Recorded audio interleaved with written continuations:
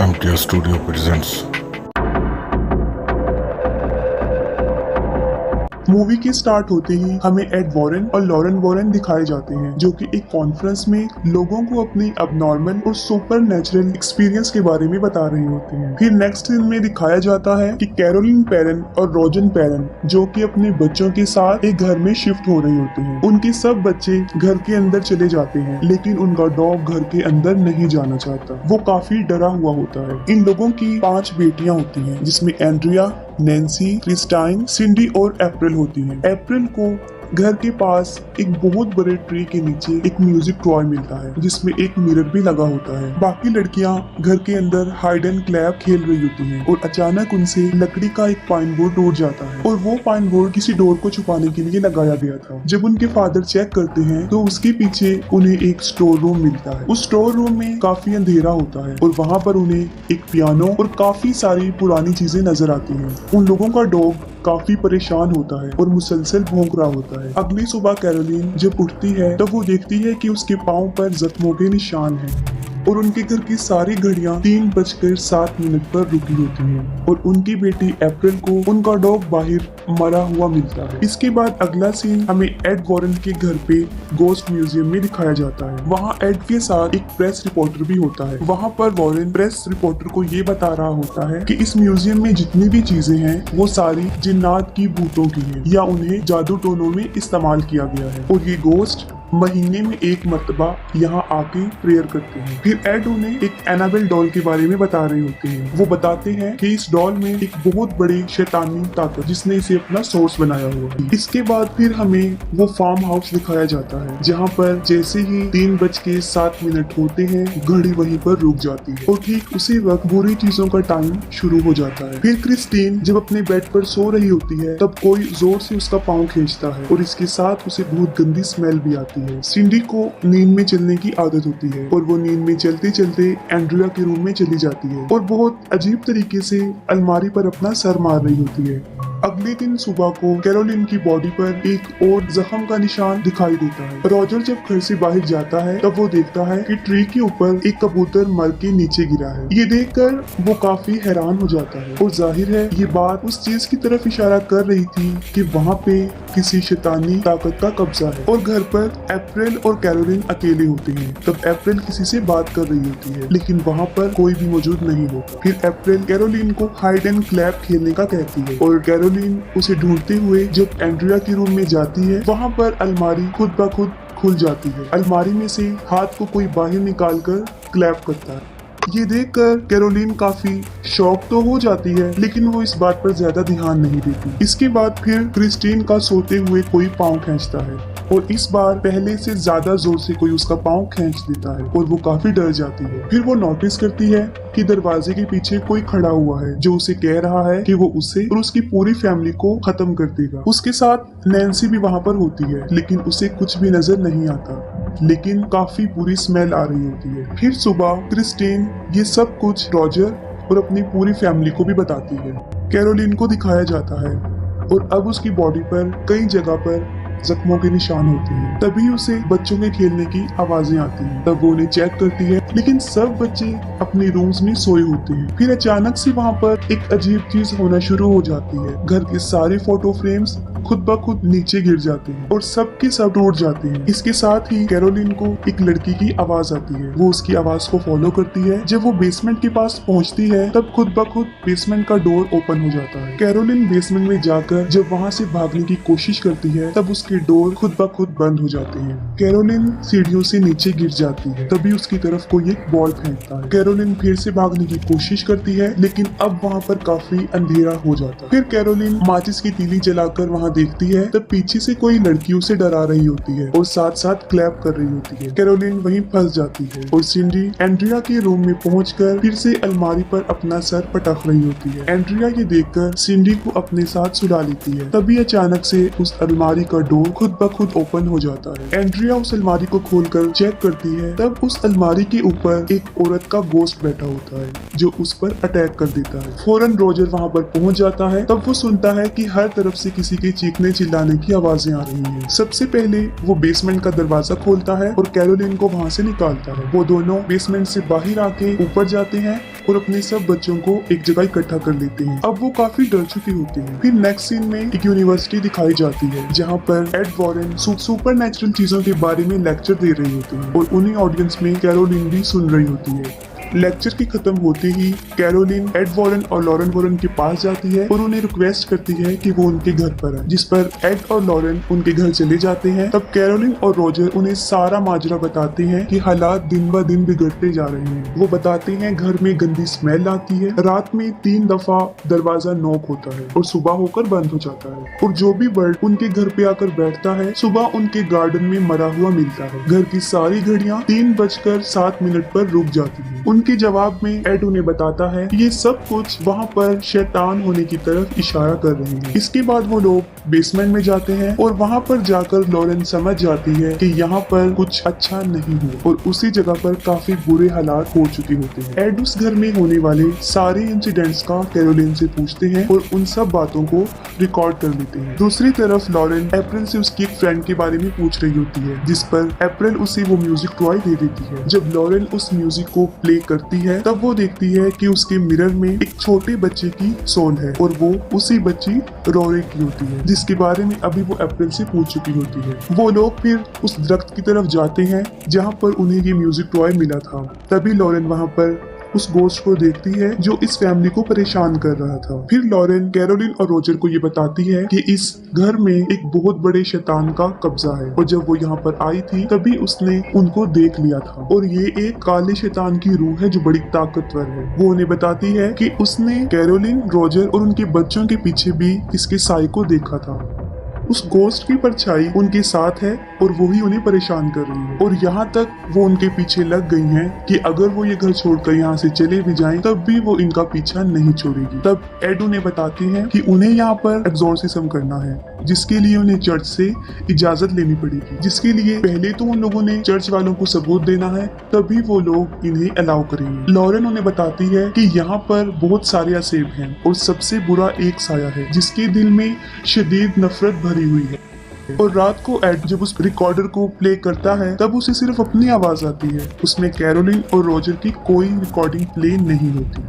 और Lauren add को इस जगह की हिस्ट्री के बारे में बताती है कि एक आदमी ने यहाँ पर एक फार्म हाउस बनाया था। उस आदमी ने एक औरत के साथ शादी की थी जो काले जादू पर बहुत यकीन करती थी, यहाँ तक कि वो खुद भी काला जादू करती थी और वो शैतान को मानने वाली थी। उस औरत का नाम बादशिबा था और बादशिबा ने अपने 7 दिन के बच्चे को जलाकर उसकी कुर्बानी दे दी थी और जब ऐसा करता उसके हस्बैंड ने उसे देख लिया था तब वो भागकर बाहर आई और एक दरख्त पे चढ़ के उसने सुसाइड कर ली और खुद को फांसी दे दी। इस इंसिडेंट के बाद उस घर में कई ज्यादा डेथ्स हुई, जैसे रोरी नाम का एक बच्चा गुम हो गया था और उसके गम में उसकी माँ ने उसी घर के स्टोर रूम में सुसाइड कर ली थी। इसके अलावा उस घर की एक नेबर ने भी वहाँ पर सुसाइड की और एक बच्चे की वहाँ पर मौजूद एक तालाब डूबने से मौत हो गई थी। वो लोग जब ये बातें कर रहे होते हैं तब अचानक से प्लेयर खुद ब खुद प्ले हो जाता है और अब एड की आवाज के साथ एक गोस्ट की आवाज भी आती है जो कि काफी खौफनाक थी और उस वक्त टाइम भी 3:07 हो रहे होते हैं। अगले दिन एड और लॉरेन रोजर के घर पे जाते हैं और सारे सबूत इकट्ठे करते हैं ताकि वो चर्च को दिखा सके। इस काम को करने के लिए एक पुलिस ऑफिसर उनकी मदद करता है और उसके साथ एक लड़का ब्रैड भी। वो लोग इस घर के चारों तरफ कैमरास और वॉइस रिकॉर्डर लगा देते हैं और अंदर लॉरेन, कैरोलिन और उसकी फैमिली की एक पिक्चर को देखती है और अपनी पावर से वो ये समझ जाती है कि ये मोमेंट जब उन्होंने ये पिक्चर कैप्चर की थी उनके लिए सबसे खास था। एड सारे रूम्स में होली वाटर को छिड़कता है ताकि अगर वहाँ पे कोई शैतानी पावर हो तो उन्हें इससे तकलीफ पहुंचे और उसकी हरकत से ये लोग उसे रिकॉर्ड कर सके। अचानक से बेसमेंट का डोर ओपन हो जाता है और एड और लॉरेन वहाँ पर चले जाते हैं, लेकिन वहाँ उन्हें कुछ नजर नहीं आता। लेकिन जब वो वहाँ से बाहर आने की कोशिश करते हैं तब डोर अपने आप बंद हो जाता है। उस रात वहाँ पर उन्हें कुछ भी सबूत नहीं मिलता, ना ही कुछ वहाँ होता है और अगली सुबह वो सब लोग खुशी खुशी ब्रेकफास्ट कर रहे होते हैं। एड कैरोलिन को कहता है कि तुम रेस्ट कर लो, मैं और लॉरेन सब संभाल लेंगे। फिर जब लॉरेन कपड़ों को सुखा रही होती है तब वो देखती है कि बादशिबा उस कपड़े की पीछे वाली साइड पर खड़ी है और अचानक से वो कपड़ा उड़कर कैरोलिन की बेडरूम की खिड़की पर जाकर चिपक जाता है और जैसे ही विंडो से कपड़ा हटता है लॉरेन को वहाँ पर बादशिबा की रूह नजर आती है। इससे पहले कि लॉरेन कैरोलिन के पास पहुँचती, बादशिबा उसको पोजेस कर लेती है और अब वहाँ पर पर शैतानी लम्हे शुरू हो जाते हैं और ये इविल सोल्स काफी भयानक होती हैं। सबसे पहले पुलिस ऑफिसर ब्रैड को एक लड़की की आवाज आती है और उसे फौरन उस नौकरानी जिसने सुसाइड की थी उसका गोश्त नजर आता है और वो पुलिस ऑफिसर को काफी डरा देती है। फिर नैन्सी नींद में चलते हुए एंड्रिया के रूम में चली जाती है। इसके साथ ही उस रूम का डोर लॉक हो जाता है। जब नैन्सी नींद में चल रही होती है तब सारे कैमरास उसकी फोटो कैप्चर कर लेते हैं, जिससे ये साफ जाहिर था कि वहाँ पर नैन्सी के अलावा भी कोई मौजूद है। और जब नैन्सी रूम में होती है तब उसे एक बच्चे की आवाज आती है जो उसे कह रहा होता है कि वो छुप जाए। सब लोग उसी रूम की तरफ भागते हैं, लेकिन ना तो उन्हें वहाँ वो बच्चा नजर आता है और ना ही नैन्सी। एड उसे टॉर्च लाइट की मदद से ढूंढ रहा होता है। तब वो देखता है कि नैन्सी दो दीवारों के बीच एक खाली जगह है, वो वहाँ पर है। अप्रैल लॉरेन को बताती है कि जब भी रोरी डरा हुआ होता है वो उसी जगह पर जाकर छुपता है, जिस पर लॉरेन फौरन उस जगह पर पहुंच जाती है। वहाँ पर उसे बच्चे के टॉयज नजर आते हैं और म्यूजिक प्ले की जगह भी, और वहाँ पर उसे वो रस्सी भी मिल जाती है जिससे बादशिबा ने सुसाइड किया था। अचानक से वहाँ पर एक लकड़ी टूट जाती है और लॉरेन वहाँ से गिर जाती है और एक स्टोर रूम में आ जाती है। वहाँ पर लॉरेन उस म्यूजिक के गिलास में देखती है, तब उसे रोरी की मदर की सोल नजर आती है जो कि बुरी तरह रो रही होती है। रोरी की मदर का गोश्त लॉरेन को कहता है कि उसने उससे ऐसा करवाया था और ये कहते ही वो वहाँ से गायब हो जाती है। और वहीं पर बादशिबा का गोश्त भी होता है जो लॉरेन को काफी डरा देता है, और जब वो वहाँ से भागने लगती है तो वो उसके गले की चेन को खींचकर पीछे की तरफ लाती है। वो लॉकेट टूटकर वहाँ गिर जाता है जो उसे उसकी बेटी ने दिया था। लॉरेन की बेटी का नाम जूडी होता है जिसमें उसकी पिक्चर भी लगी होती है। लॉरेन भागकर बाहर आती है और वो सबको बताती है कि ये बुरी परछाइयां सिर्फ माँ पर ही हावी होती है और माँ के हाथों ही उसके बच्चे की जान ले लेती है। वो उन्हें बताती है कि अब वो कैरोलिन को पोजेस कर रही है और उसकी बॉडी पर जो जख्मों के निशान है इसकी भी ये गोश्त ही वजह है। अचानक से सारे क्रॉस जमीन पर गिर जाते हैं और नैन्सी को कोई ताकत उसके बालों से पकड़ती है और उसे इधर उधर मारना शुरू कर देती है, लेकिन वो लोग नैन्सी को बचाने में कामयाब हो जाते हैं। वो लोग इस घर को छोड़ने का फैसला कर लेते हैं, जिस पर एड रॉजर को बताता है कि ये सब कुछ वो चर्च के सामने पेश करेंगे और फिर इस घर का एग्जॉर्सिज्म करेंगे। इसी दौरान लॉरेन को अपनी बेटी जूडी की आवाज आती है और वो देखती है कि तालाब में उसकी डेड बॉडी है। ये देखकर लॉरेन काफी डर जाती है। वो अपनी बेटी के लिए काफी परेशान हो जाती है और एड को भी इस बारे में बताती है कि ये हमारे लिए भी एक इशारा है। अगले दिन लॉरेन और एड फादर को उस घर में होने वाले वाकयात के बारे में बताते हैं और सारे सबूत भी दिखाते हैं, और उनके पास वो पिक्चर भी होती है जब नैन्सी नींद में चल रही होती है और उस वक्त वहाँ पर नैन्सी के साथ रोरी की सोल भी खड़ी होती है, जिसके लिए फादर उन्हें ये कहते हैं कि एग्जॉर्सिज्म के लिए उन लोगों को मजीद आगे से परमिशन लेनी होगी क्योंकि ये लोग कैथलिक नहीं है। फिर हमें लॉरेन एड की बेटी जूडी दिखाई जाती है और वो बादशिबा का गोश्त उसके लॉकेट के जरिए उस बच्ची के पास पहुंच जाता है। तभी वो जूडी का पाँव खींचती है जिससे वो जाग जाती है और काफी डर जाती है और अपने मदर और फादर को ढूंढते हुए अपने रूम से बाहर आ जाती है। और यहाँ पर हम ये भी देखते हैं कि उनके उस गोस्ट म्यूजियम में वो अनाबेल डॉल नहीं है, जिससे जूडी काफी डर जाती है। और उसी वक्त वहाँ पर बादशिबा नजर आती है जिसकी गोद में वो अनाबेल डॉल बैठी होती है। बादशिबा जूडी को डराती है और उसे नुकसान पहुंचाने की कोशिश भी करती है, लेकिन बिल्कुल ठीक वक्त पर एड और लॉरेन वहां पर पहुंच जाते हैं और अपनी बेटी की जान बचा लेते हैं। और दूसरी तरफ कैरोलिन,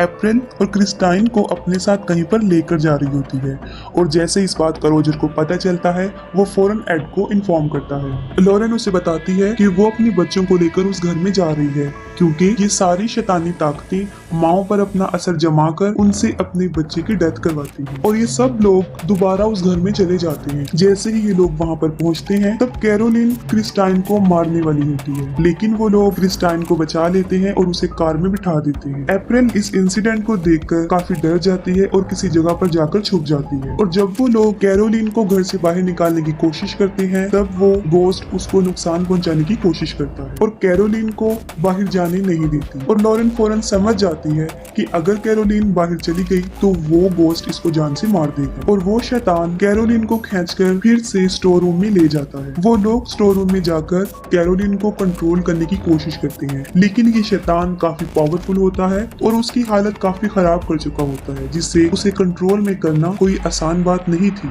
और दूसरी तरफ वो पुलिस ऑफिसर घर में अप्रैल को ढूंढ रहा होता है।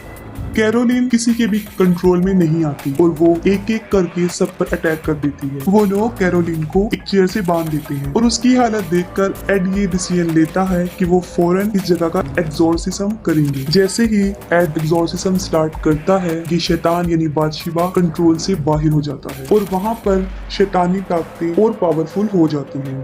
लेकिन एड नहीं रुकता और वो एग्जॉर्सिज्म के वर्ड्स को मुसलसल बोलता रहता है और फिर हमें एक अजीब मंजर दिखाया जाता है कि वो शैतान इस एग्जॉर्सिज्म को रोकने के लिए उस चेयर को हवा में उछाल देता है और साथ ही उस कुर्सी को नीचे गिरा कर उस कुर्सी को भी तोड़ देता है और इससे कैरोलिन की सारी रस्सियां खुल जाती हैं और वो एड को मुख्तलिफ तरीकों से मारने की कोशिश करती है। और उसी दौरान थॉमस को भी अप्रैल मिल जाती है और जैसे ही कैरोलिन को पता चलता है कि अप्रैल कहाँ पर छुपी हुई है, वो उसे मारने के लिए उसकी तरफ बढ़ती है। लेकिन इससे पहले कि कैरोलिन उसे मारती, एड वहाँ पर पहुंचकर एग्जॉर्सिज्म कंप्लीट करता है और एड बादशिबा को कसम देता है जिससे वो मानती है कि वो वहाँ से वापस चली जाए। लेकिन अभी भी वो शैतान कैरोलिन पर हावी होता है। वो तब लॉरेन और रॉजर उसकी मदद करते हैं। वो लोग कैरोलिन को उसकी फैमिली और उसकी बच्चों की यादों के सहारे उसे पावरफुल बनाते हैं ताकि वो इस घोस्ट का मुकाबला करे। और एट लास्ट कैरोलिन की फैमिली और उसके बच्चों का प्यार उसके लिए जीत जाता है और वो शैतानी घोस्ट कैरोलिन को मजबूरन छोड़कर वहाँ से चला जाता है और कैरोलिन भी अपनी नॉर्मल हालत में वापिस आ जाती है। वो लोग फिर से अपनी जिंदगी हंसी खुशी गुजारने लगते हैं और अप्रैल लॉरेन को उसका लॉकेट उसे वापस देती है और एंड सीन में एड उस म्यूजिक प्लेयर को अपने म्यूजियम में रख देते हैं और इसके साथ ही मूवी एंड हो जाती है। इस वीडियो को लाइक करें, शेयर करें अपने फ्रेंड्स के साथ और सब्सक्राइब करें चैनल को अगर आपने अभी तक सब्सक्राइब नहीं किया। और नेक्स्ट वीडियो में आप लोगों से मिलते हैं किसी ब्लॉकबस्टर मूवी का या सीजन का रिव्यू और एक्सप्लेनेशन लेके। तब तक के लिए अपना ख्याल रखें, अपने से जुड़े लोगों का ख्याल रखें। अल्लाह हाफिज़।